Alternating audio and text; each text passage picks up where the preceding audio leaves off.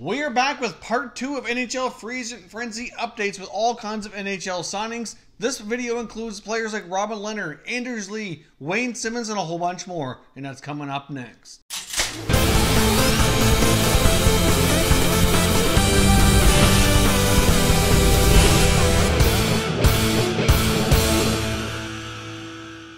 Welcome back here to Top Shelf Hockey. Now, we're doing another recap here of all the signings we've seen today. We did have a video out earlier, including a bunch of the early signings, most of which was confirmed usually even over the weekend here and into the early part of the day. If you missed that one, I'll link it up here in the YouTube cards. You can go back and watch that. So if there's any players I don't mention here, they were already covered, or they just signed too close to the recording of this video, and I might have to recap more depending on how many more we get here into the later part of the day or into the next day. But for right now, let's get started with some of the key signings we saw a little bit later in the day. The New Jersey Devils have signed forward Wayne Simmonds to a one-year deal at $5 million.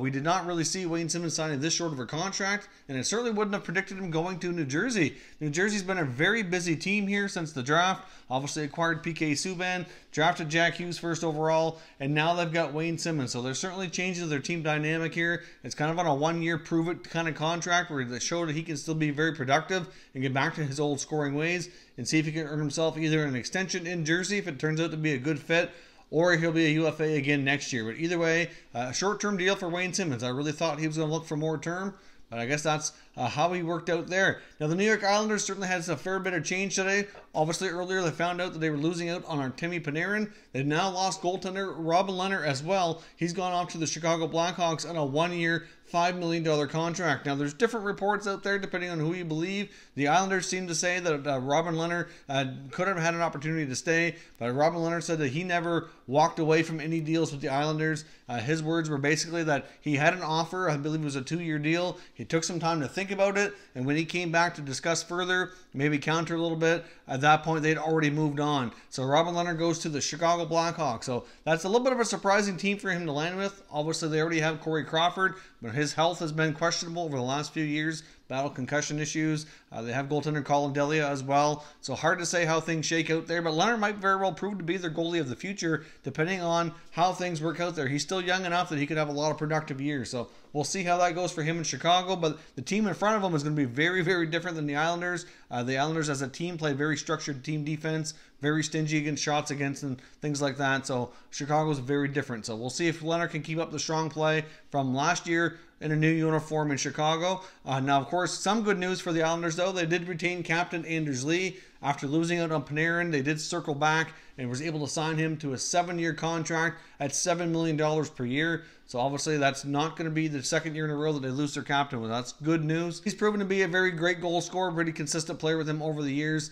And as he indicated after the signing was announced, he never really wanted to leave and was happy to get something done here. But it looks as though he was patient today, kind of waiting to see how things shook out, and patience paid off, and he got the deal he was looking for with the team he wanted. So that's good news for the Islanders. Now, of course, in Robin Lehner's absence here, while they were waiting for him, they were signing Semyon Varlamov to a 4-year contract at $5 million per year, which I found very weird. I'm not sure why they wouldn't offer that contract to Robin Lehner. That would have been the better way to go, in my opinion. But as I discussed in another video, honestly, Varlamov is probably going to be helped to get Ilya Sorokin over to the Islanders. They're both Russian. He is close with him. They're very good friends. And Sorokin's expected to come over to the Islanders sometime, hopefully in the next year, but that's not a guarantee. And he could very well ease them into lifestyle in North America, into the Islanders organization, and be a huge help that way. So maybe they're using him as leverage to help bring Sorokin over. I'm not sure, but Varlamov, he was a little bit older here than Lehner. He's already into his early 30s, so to give him a 4-year contract and that kind of money based on how he's played in Colorado, a little bit surprising, but I guess we'll see how that works out. But overall, he'll partner with Thomas Greiss here, at least for next year, and we'll see if they can keep up the goaltending stats that Lehner and Greiss did this past season. Toronto Maple Leafs have been very active today. Obviously had some trades, one this morning with Ottawa. They had a big one here with Colorado that we just discussed earlier. They've also signed Jason Spezza to a 1-year contract at $700K. Spezza's coming off a much bigger contract that expired with the Dallas Stars and is heading back to his hometown team here in Toronto. Toronto, looking for an opportunity to try to win a Stanley Cup before he retires and calls or quits here. But Spezza will play lower in the lineup than he has previously in his career, but still has some offensive instincts, can play in the power play, likely be maybe a third line, but more likely a fourth line center for the Leafs. So a pretty good value signing to get a guy of his experience level and a guy that can still produce, even if he only gives you 30 points. To be a fourth liner at $700K is certainly well worth it. Now they've also signed forward Kenny D'Agostino to a 2-year one-way contract, also at $700K. So another depth piece here for the Maple Leafs. And they also signed another depth defenseman in Kevin Gravel. Now he very well might end up playing with the Marlies. It's certainly hard to say. They've reshaped their blue line quite substantially today. Obviously, Jake Gardiner has not signed anywhere, so it doesn't look like he's going back to Toronto, but Gardiner likely he's gone. They traded Zaitsev to Ottawa, Hainsey went to Ottawa, and of course, now they also moved Calle Rosen in that big trade with the Avalanche where they brought in Tyson Barrie. So it's going to be a whole new look blue line for the Maple Leafs this coming year. The Ottawa Senators have signed a couple former Maple Leafs today, linking those teams even further after the trade this morning. They signed Ron Hainsey to a 1-year deal at $3.5 million after trading CC. Personally, I think it's a decent addition. I mean, Hainsey's a little bit older. He's got a ton of experience. Can be a great help to the younger and experienced Senators blue liners. Obviously, he will hopefully play an appropriate amount because his time in Toronto was relatively good, but he did play a little bit too much, played too high in the lineup than he really should have been. Obviously, sometimes it was critiqued for that by a lot of the NHL fans in Toronto, but we'll see how he does in Ottawa. A $3.5 million contract on a 1-year deal. And then Tyler Ennis, who played last year with the Leafs, got an opportunity as well to play with the Senators on a 1-year contract as well. So some decent depth signings there. Hainsey now will be the oldest member of the Senators. Previously what belonged to Craig Anderson, but Hainsey's actually 58 days older than Anderson. So obviously some veterans there to help with all the kids in Ottawa. The Vegas Golden Knights were able to re-sign a couple of forwards today after freeing up some cap space over the last number of days. They did bring back forward Brandon Peary on a 2-year contract, $775K.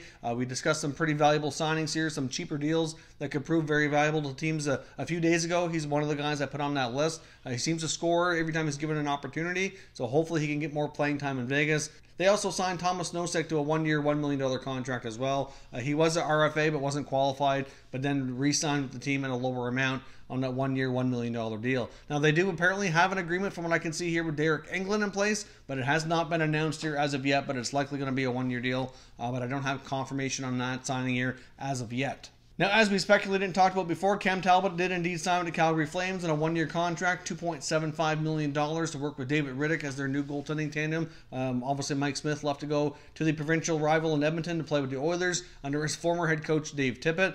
So obviously Talbot was a questionable signing in my opinion for that kind of money. A 1-year deal part is absolutely fine. I'm not shocked to get an opportunity, but I don't really see him as being an upgrade. If he can play like he did back when he was with the Rangers or the first part of the Oilers time, then it will very well prove valuable. Otherwise, it might be a bust and the Flames may not be any further ahead. Florida Panthers have signed defenseman Anton Stralman, who formerly played with the Tampa Bay Lightning on a 3-year contract at $5.5 million. Obviously, the Panthers lost out on Artemi Panarin and then went shopping to add and beef up their blue line here a little bit. He can still skate pretty well and can certainly still be a good puck-moving guy back there. Lots of experience. Obviously, the Florida Panthers have a fair bit of younger defensemen, so that should prove a pretty valuable signing, but it is a lot of money. The St. Louis Blues have re-signed forward Sammy Blais to a 1-year contract as well, and they also brought in Nathan Walker from the Washington Capitals. Both those guys signed 1-year contracts here with the Blues. Dallas Stars signed defenseman Andre Sekera after being released here from the Edmonton Oilers on a buyout. He signed a $1.5 million contract plus bonuses. Of course, and discussed in the other video, we saw them sign Corey Perry and Joe Pavelski. So the Dallas Stars have certainly added a lot of veterans today. They probably will be beneficial and certainly be able to contribute. Andre Sekera certainly could prove valuable at the right amount of contract here. Obviously, with what he was getting paid with Edmonton, it certainly was not really worth it anymore. But at this level, on a 1-year prove-it kind of contract, we'll see if he can bounce back, stay healthy, and help the blue line there in Dallas. The Carolina Hurricanes did end up re-signing goaltender Peter Mrazek after all. He came to terms on a 2-year contract at $3.15 million. So obviously, he did explore the market, didn't find anything else better, and then obviously came back to the Carolina Hurricanes, who lost Curtis McElhinney earlier in the day. So it was nice for them to be able to retain Mrazek here. Obviously, they got some other stuff going on in Carolina with a big offer sheet that came out today with Montreal. We have a video on that as well. If you missed it earlier, I'll link to that up here as well. But Aho did sign an offer sheet here with the Habs on a 5-year contract at $8.5 million. So we'll see if Carolina matches. It's certainly going to be the big story on that team here over the next 7 days while we wait for their response. The Washington Capitals signed forward Richard Panik to a 4-year deal at $2.75 million as well. A little bit surprising on that. I'm kind of surprised they didn't try to retain a little harder to keep Brett Connolly. Obviously, the Connolly money was just a little bit more than Panik here. And personally, I think he would have been a better fit. He's already been on part of the team here for a number of years and fit really well there. So a little bit surprising there. I'm not really sure that Richard Panik was going to get a 4-year contract. It's kind of surprising, but I guess we'll see here how he works out in Washington. They also brought in Garnet Hathaway, formerly of the Calgary Flames as well. Obviously, that's another gritty kind of player to add to their lineup after acquiring Radko Gudas. Of course, they got Tom Wilson. They're going to be really hard to play against this coming season, which is obviously something they had in mind to improve upon. So we'll see how that works out here for the Capitals. The Detroit Red Wings have signed goaltender Calvin Pickard to a 2-year deal at $700K. Obviously, he'll challenge Jonathan Bernier for the backup role. Could possibly find himself in the American Hockey League as well, but obviously adds a little bit more depth to the position there in goaltending in Detroit, which is probably a good thing, and obviously it gives them a little bit of a challenge and to work together here to see who can become the backup. We'll see what happens, but having that much goaltending depth, they very well might end up either moving one or have one playing the minors throughout the season, so we'll see where that goes. Detroit still needs to figure out, in my opinion, their long-term goaltending plans, because I don't think there's really anybody else in the organization ready to take over from Jimmy Howard on a long-term, more permanent basis.